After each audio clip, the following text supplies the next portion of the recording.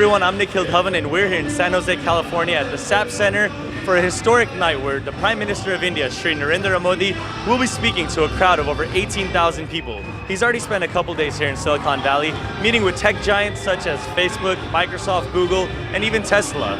The main topic of discussion has been the Digital India Initiative, and we're going to be speaking about that with politicians and congressmen. Modi's here in the Bay Area talking about the Digital India Initiative.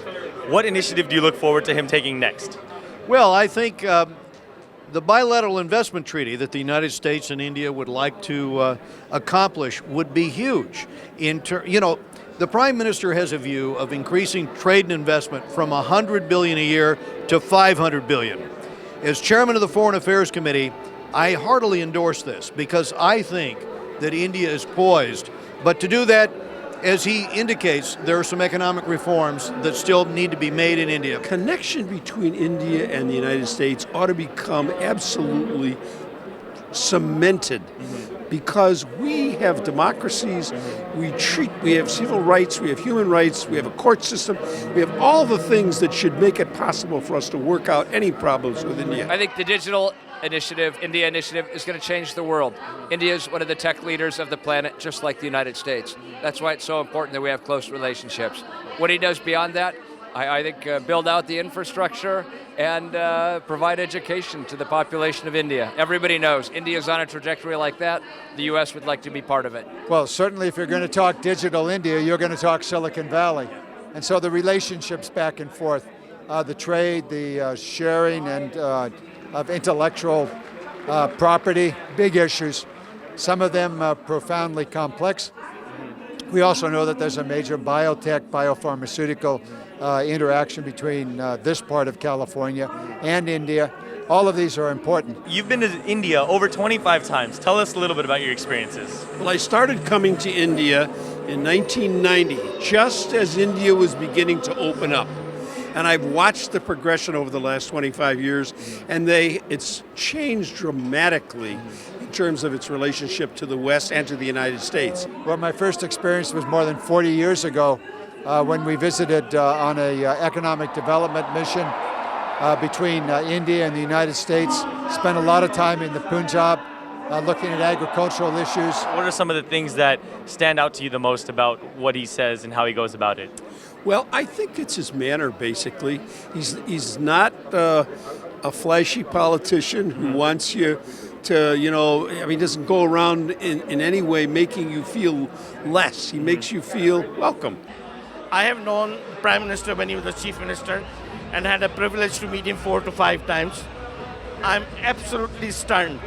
The progress what he has made in spite of the difficulties he has faced internally, outside, but he's a maverick.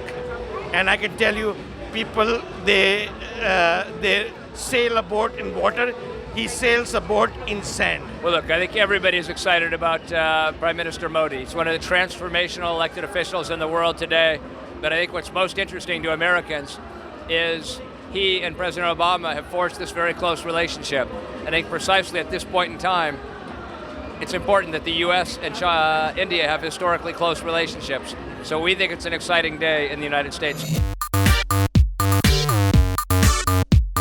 What was one of the biggest challenges in putting on this event? This was a very fast-paced event with many things happening at the same time.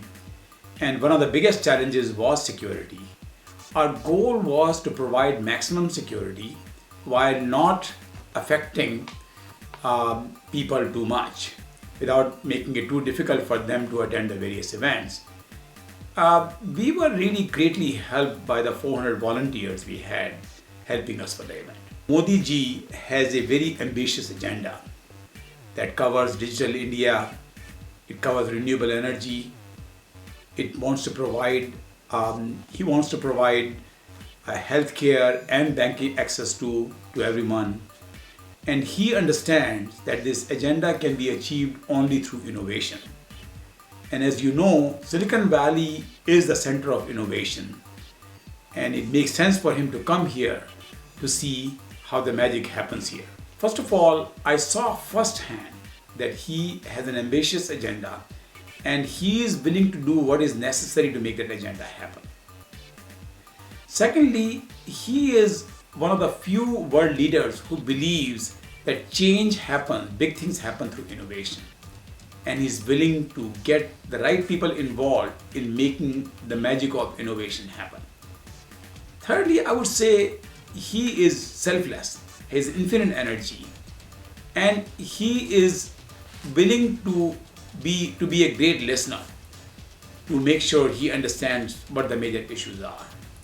And fourth thing I would say is that he has great follow-up. As you have seen in the last 16 months, many of the programs we talked about, he has pushed those things through the system. He has made the government more efficient. He has provided banking access to 180 million more families. So he is willing to push the agenda. एक खुशखबरी देना रह गया।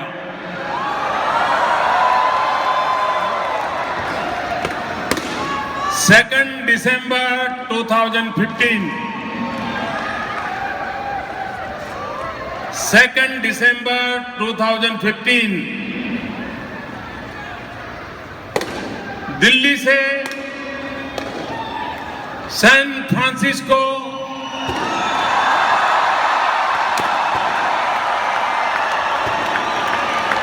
Air India की direct flight